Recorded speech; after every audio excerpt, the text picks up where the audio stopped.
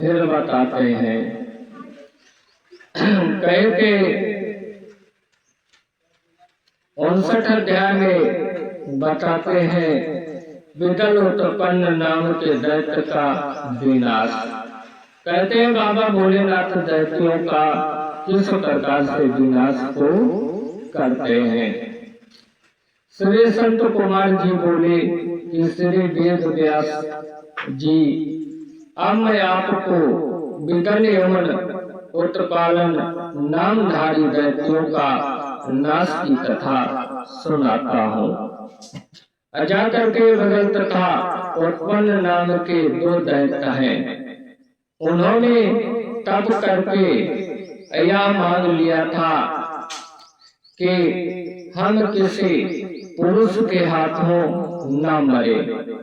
इस पर पाकर के उन्हें अभिमान छा गया था। जब इनको अभिमान छा गया, अपनी भुजाओं के बल का के सारे ब्रह्मांड को जीत कर आपने वश में कर लिया। फिर संपूर्ण बदलाव को भी युद्ध में परास्त कर दिया। इसी प्रकार हार कर देवताओं ने ब्राह्मण के पास जाकर उन्हें प्रणाम किया। फिर स्तुति अपना दुख सुनाया। यह सुनकर के ब्रह्मा जी बोले कि देव यह दोनों दैत्य जगत जननी पार्वती जी से मारे जाएंगे। इसी पर लोक धर्म धारण करके अपना भगवान शंकर का स्मरण कर रहे थे। तुम्हारे सब प्रकार के दुख हरण कर देंगे। और संत कुमार जी बोले कि व्यास जी जब देवताओं ने ऐसा सुना तो सुनते कहते हुए अपने लोक में सभी देवता चले जाते हैं। सब देवता अपने लोक को चले गए। बाद एक दिन नारद जी अपना बीड़ा को बजाते हुए जा रहे थे। श्रीमन नारायण नारायण नारायण भजवन नारायण नारायण नारायण सत्य नारायण नारायण नारायण भजवन नारायण नारायण नारायण।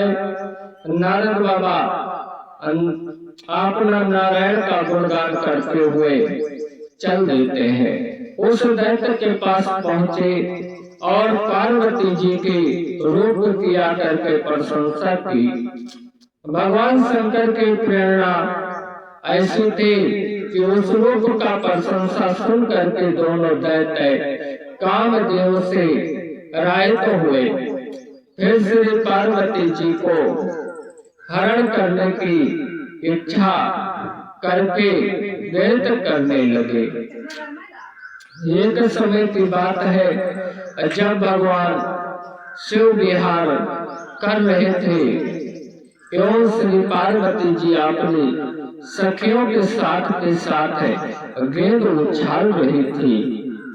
तब एक हंस को देख करके वे दोनों दैत्य अपनी माया के शिवगढ़ का रूप धारण कर आकाश से नीचे उतरे और आनंदित हो करके के साथ कटाक्ष करते हुए श्री पार्वती जी को देखने लगे। श्री महादेव जी जान गए कि दोनों दैत्य हैं और माया से ही ये रूप मेरे गणों का धारण कर रखा है। जाकर के यही बात इशारे से भगवान शंकर ने श्री पार्वती जी को समझा दी। जाकर के समझाई। तब श्री पार्वती जी ने खेलते हुए अपनी गेंद उन दैत्यों पर फेंके। गेंद के लगने की देर थी और वह दोनों दैत्य चकरा कर कट कर पृथ्वी पर गिर पड़े और उनके और उनके आनंद जब उनके गढ़ निकल गए तब तो वह गेंद लिंग रूप में दर्शन देने लग गई। जब पार्वती जी ने उसको मारा तो जाकर के वो लिंग के रूप में दर्शन देने लग गई। श्रेष्ठ भर के पास है काम को देशर नाम से वह स्थान प्रसिद्ध हो गया।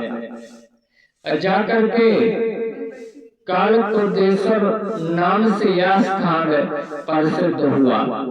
उस समय वहाँ शिवलिंग के प्रकट हो जाने के कारण यह विष्णु ब्रह्मादित्य देवता वहाँ आए। भगवान शंकर की प्रणाम एवं स्तुति आदि करके प्रसन्न किया। शंकर द्वारा बाणों को प्राप्त कर अपने लोग को चले गए और जाकर के अपने लोग को चले जाते हैं। जाकर के इसी प्रकार से सब देवी देवता अपना बाबा भोलेनाथ की स्तुति करते हैं कि हे बाबा भोलेनाथ हम और हमारे सब भक्तों का भी कल्याण करो। जाकर के सनकादिक जी बोले कि सूत जी अब आप मुझे शिव जी के अवतारों वह कथा सुनाइए। सूत जी बोले कि हे मुनि यही बात पहले संत कुमार जी ने साक्षात शिव मूर्ति नंदीश्वर से पूछी थी। तब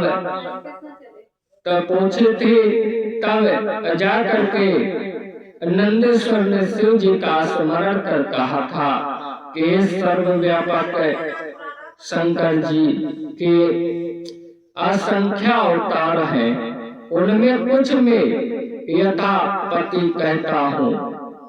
स्वयं ही नामक 29वें कल्प में शिव जी पहला सदो इत नामक अवतार हुआ था। कहे जब पहला 29वां कल्प आया इस पृथ्वी का तब बाबा भोलेनाथ ने शिव जी पहला सदो नामक अवतार हुआ है। उस कल्प से पार ब्रह्म का ध्यान करते हुए ब्रह्मा जी की शिखा से श्वेत लोहित कुमार उत्पन्न हुए। उन्हें सजो जात नामक जान करके ब्रह्मा जी प्रसन्न हो उनका बारंबार चिंतन करने लग गए। जब बारंबार चिंतन करने लगते हैं तब उनके चिंतन से पार ब्रह्म स्वयं बहुत से कुमार उत्पन्न हुए। स्वर नंद नंद विश्व नंदन इसी प्रकार उनके नाम थे। तब सजो जाते अद्भुत ने ब्रह्मा जी को आज्ञा देकर सृष्टि उत्पन्न करने की शक्ति दी।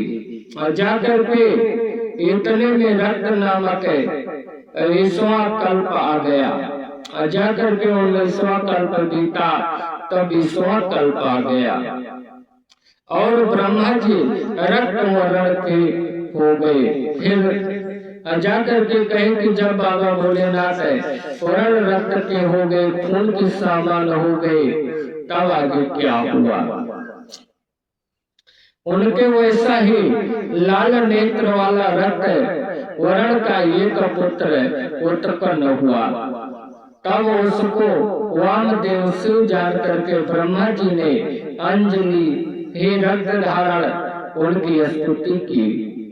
फिर उन लाल वस्त्रधारी को विश्वधर विवाह, विशाखा और विश्वभान नाम के 4 पुत्र उत्पन्न हुए। जाकर के जब बाबा भोलेनाथ इस रूप में आते हैं तो उनके 4 पुत्र उत्पन्न हुए। पश्चात उन वामदेव सतभाव ने ब्रह्मा जी को सृष्टि करने की आज्ञा दी। पश्चात 21वां बेतावंश नामक कल्प आया और भगवान ब्रह्मा जी ने पीला वस्त्र धारण किया। जाकर के ब्रह्मा जी ने पीला वस्त्र धारण किया। पुत्रों का कामना की का मन करते ही एक महान तेजवी दीर्घ भुजा वाला कुमार उत्पन्न हुआ।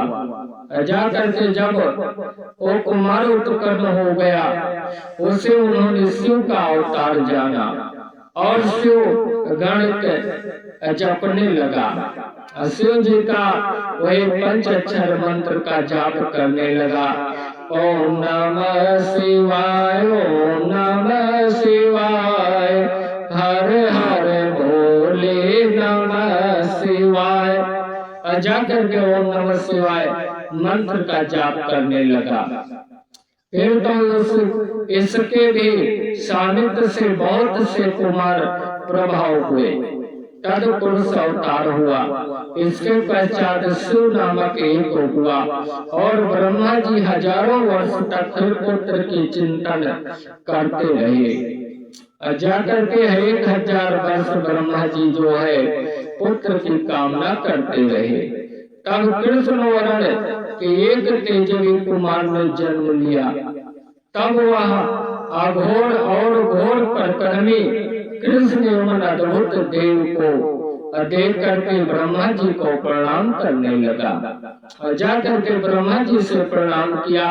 फिर प्रियवाणी से उन्होंने उस दासकार की बहुत सी स्तुति की। पश्चात उनके समीप कृष्ण के 4 महत्व कुमार प्रकट हुए।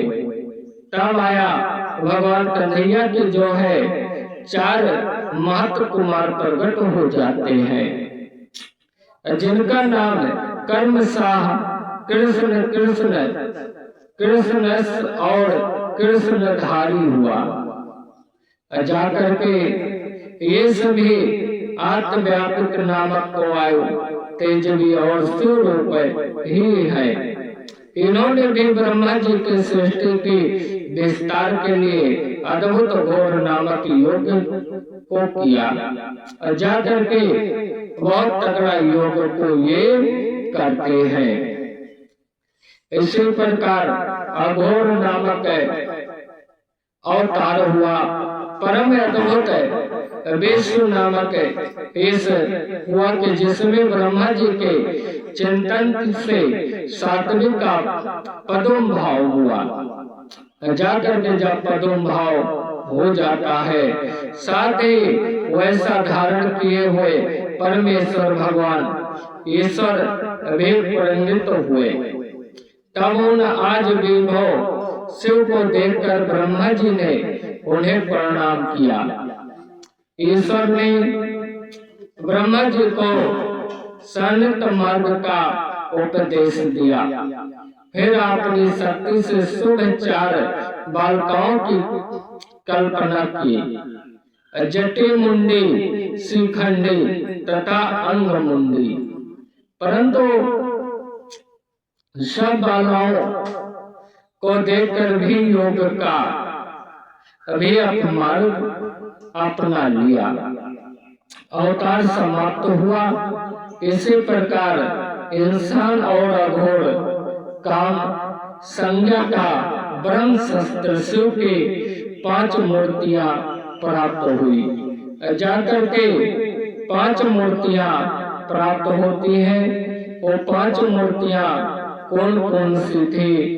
नंदेश्वर जी बोले कि हे तात, शिव जी की शस्त्र नंबर 1 शस्त्र, दूसरा नंबर भाव, तीसरा नंबर रुद्र, चौथा नंबर उग्र, 5वां नंबर भीम और 6वां जो है पशुपति, 7वां जो है इंसान और 8वां महादेव।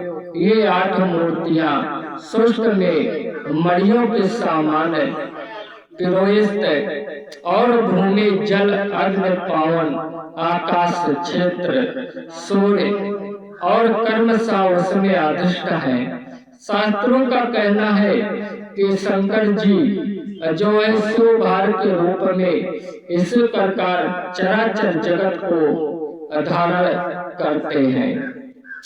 इसी प्रकार परमात्मा शिव का भाव रूप जल आत्मक है, जो के जिसने वाला है तथा जो संसार का पालता है और कहता है वह शिव का उग्र नामक रूप है।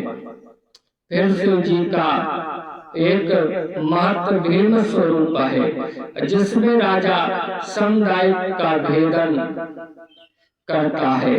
यह सब आत्माओं का अधिष्ठा है। जाकर के बताए कि ये सद्भाव का अधिष्ठा है।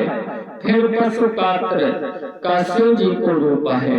वह समस्त पशु जीवों का कापस काटने का है। जो शिव जी का इंसान नामक रूप है वह सूर्य आत्मा के संसार का प्रकाश देने वाला है और वह आकाश में प्रसारित है। वह महादेव जी नामक है। जो शिव जी का रूप है वह अमृत किरणों का संसार का सृष्टि करता है। आठवां मुख्य अमृत सब में आप शिव जी का वह आत्मा नामक रूप है जिससे यह सारा आदित्य शिव रूप ही है।